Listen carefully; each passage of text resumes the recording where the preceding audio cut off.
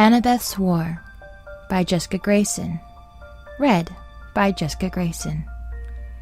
Chapter 1. The small town was bursting at the seams. It was a country holiday, and everyone that could be there was in attendance. Traveling troops, jugglers, tumblers, and puppeteers all drew large throngs of commoners. But the crowd was exceptionally large around a tall man with honest blue eyes and brown hair. He had a charming smile that disarmed any fear of the silvery blade in his hand, as it whistled and sang, glittering skillfully with his every move. He was daring anyone to fight with him for the chance to win a prize. The jingling bag of coins often caught men's eyes more readily than the blade he wielded. For a few coppers or a piece of silver, they could try their chance with him, a duel of pure skill for a bag full of money.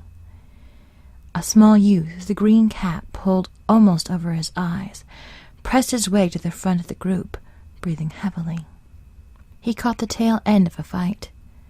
His eyes carefully flitted over the faces in the crowd. "Who will fight me? Surely there must be another man among you who is willing to try his mettle with me. Strong, brave, manly.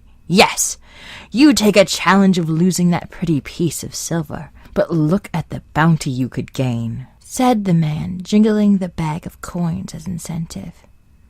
Almost reluctantly, a man stepped forward. "I'll fight you," he said, flipping his coin towards the man. The swordsman caught it with his free hand. His charming smile making another appearance, he dropped the coin in the bag, where it made a most satisfactory sound. "Very good, sir."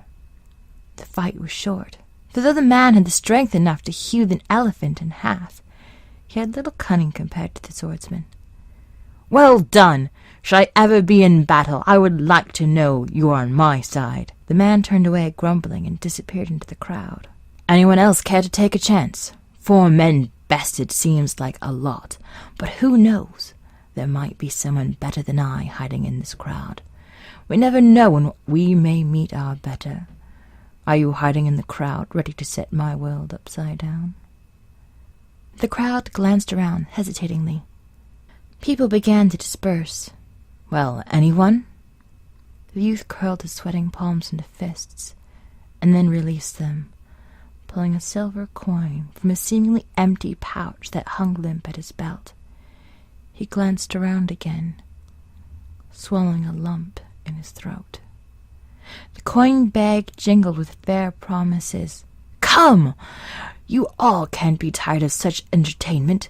Think, sir, what would your fair lady say if you fought with me?" "I would say I was a fool," uttered the man from the depths of the crowd. "I'm not sure about that, sir. It is not every day that you get such a chance as I am offering you," he said, jingling the bag of coins again. The man turned and disappeared. The crowd was thinning quickly now. A few hopeful onlookers stayed, wishing for one more fight with the swordsman and his glorious blade that never seemed to fail. The youth turned the coin over in his hand again, glancing nervously around. "Last chance. If someone doesn't speak up now, I shall leave. Perfect chance. Gone forever." He passed the youth and continued around. He had nearly completed the full circle that would end his offering of wealth, when a voice suddenly spoke up. "I'll fight you, since everyone else seems afraid to," the youth said, stepping forward. The crowd laughed, and the swordsman turned around. His eyebrows rose. "I'm sorry, but I do believe that you're a little undercut." "My coin is as good as anyone else's," he said, flashing the coin in his hand. "You're barely old enough to be wielding such a sword." "I know, but I'm willing to take the challenge." "You are a lad, a mere sapling." "Well, since you're such a tall tree, maybe a wind will come and blow you over." The crowd laughed. "If you are certain you want to part with your silver coin, lad." "How do you know you won't be parting with yours?" "The day that happens to such a youth as yourself, the world will have come to an end." "Well, maybe it's my lucky day, and I won't need your coin. I'll be walking on streets of gold." "You better watch your tongue, lad. You might be singing with the angels sooner than you think," said the swordsman, swinging his blade back and forth, causing the air to whistle as he cut it. "It's a risk I'm willing to take, but let's stop our sharpening our tongues on each other. Will you take my coin or no?" "Is it really as good as you say?" "Better," he said with an awkward toss. The swordsman snatched it from the air and tossed it into his bag without looking. It made a pleasant sound as it landed among the others. The youth wiped his sweaty hands on his doublet before withdrawing his sword. The swordsman's eyes narrowed. What kind of lad would let the world know that he is nervous? The youth reacquainted himself with the feel of his sword, with a few ready swings, and took his stance. "Are you sure you are ready? We could wait until you grow up, you know," said the swordsman, looking over at his small opponent. "We could, but someone might have bested you by then." "Well, I always like to know who I have the honor of fighting. What is your name?" The boy hesitated a moment before answering. "Bartholomew." "It's a pleasure, Bartholomew, and I am Ransom. Are you ready?" The youth nodded, his hat bobbing. "You get the first chance to strike, then," said Ransom with a nod, as he opened himself for the youth's attack. The first blow to Ransom's sword was hesitant, soft, almost afraid. He glanced it off and held ready for a second, his stance inviting another strike.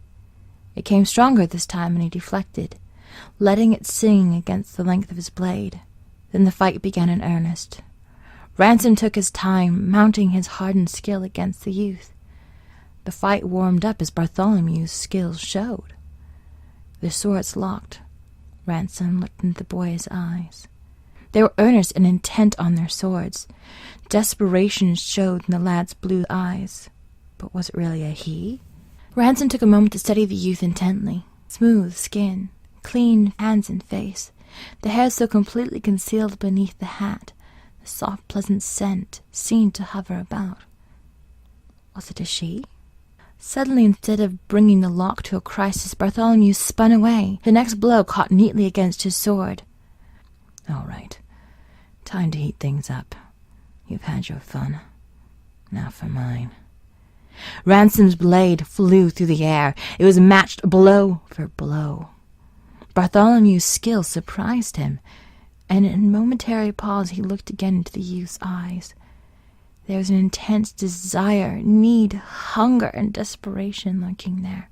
They were eyes that reminded him of his own haunted youth. His heart lurched. "I'll have to learn the hard way."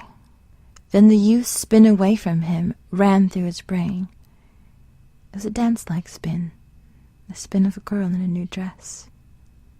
No, if this is who I am looking for, she is the one. Time to raise the stakes. How much do you really know? And how much is left in your purse?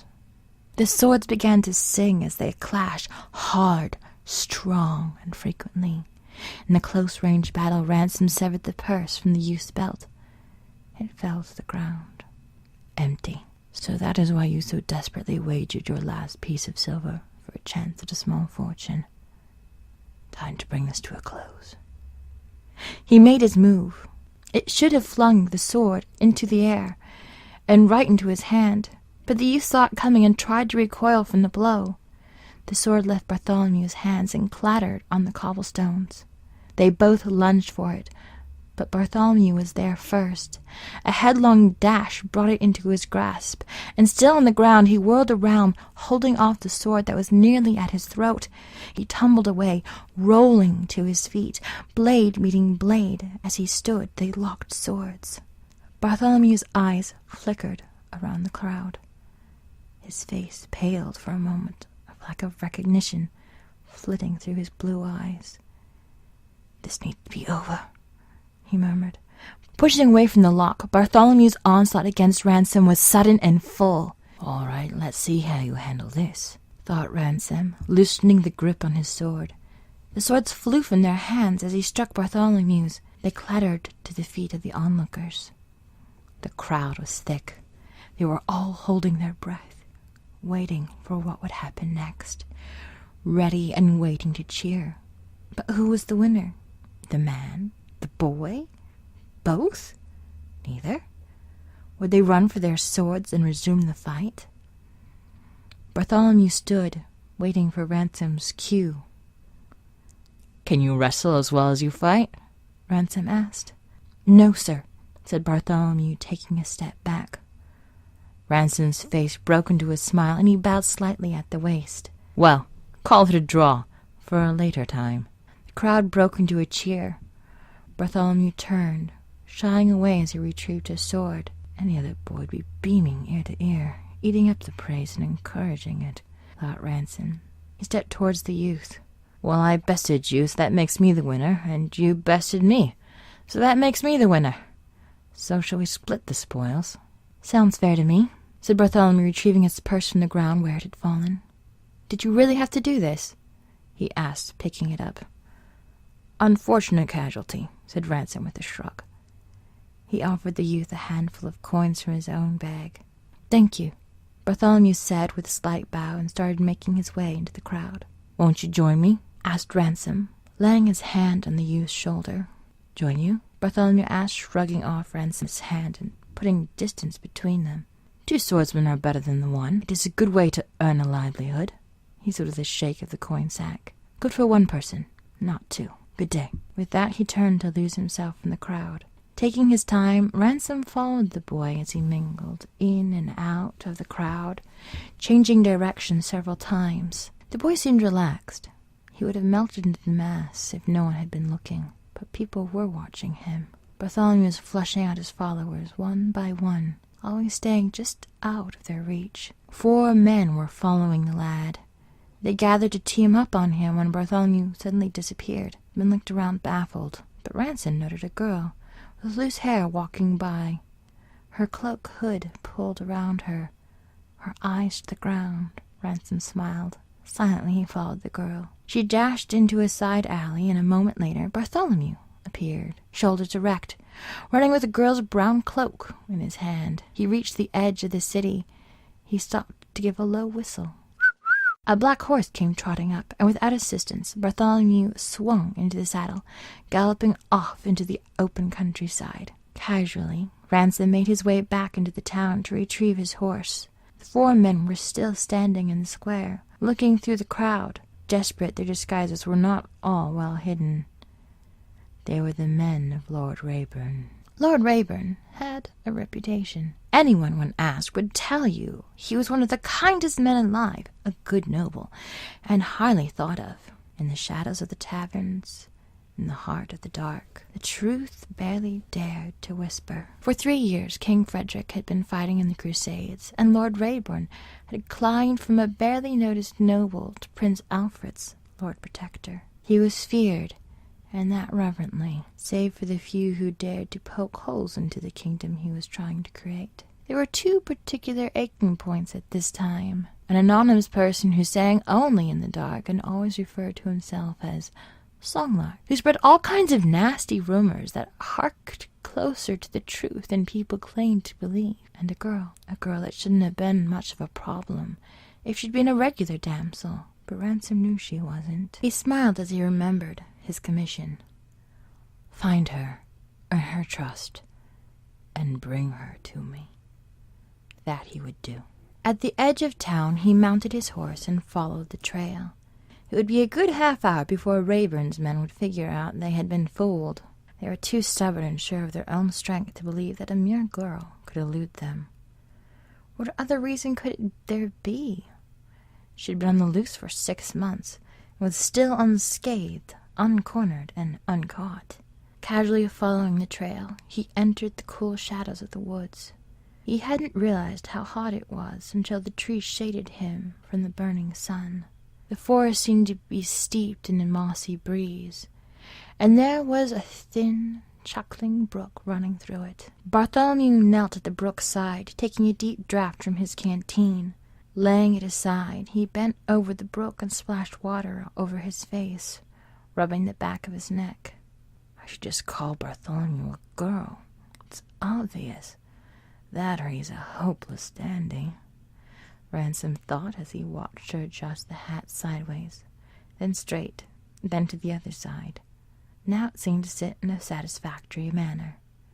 As she reached back for her canteen, she turned fully around, her hand seeming to rest casually on her dagger.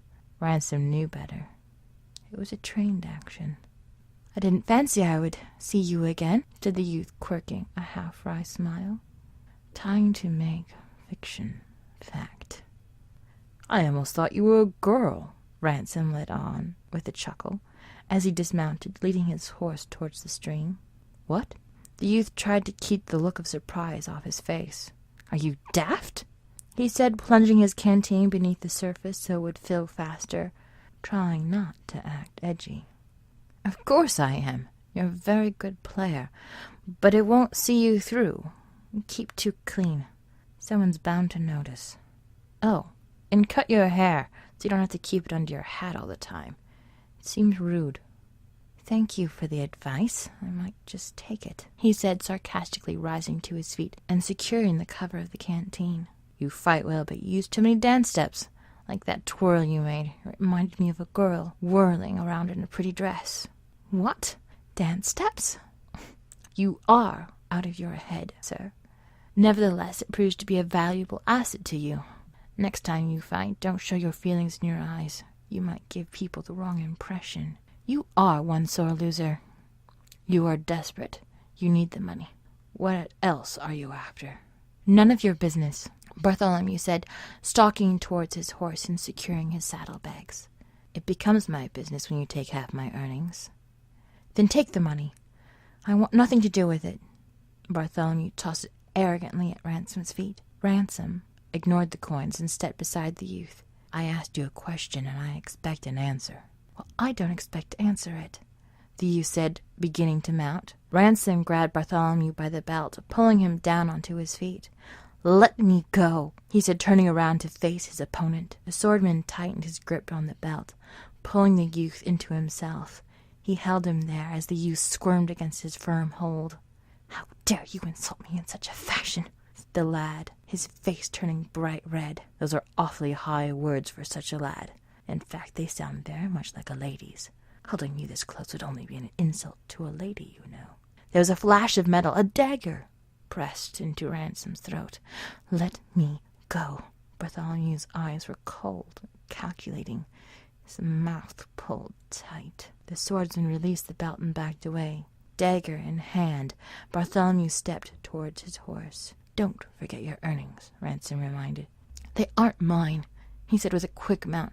"Yah!" The youth disappeared into the forest. Ransom looked after her with a smile, then glanced down at the small boot prints. Every sense told him it was a girl. What he had just held in his arms was a girlish figure, despite the baggy outline declaring otherwise. Yes, it was a girl in desperate need, one who was willing to challenge men to earn her keep and tell the truth. This was the one he was on the hunt for. How long would it take to earn her trust? "Come on, boy, let's follow her." Mounting, he turned his horse to track her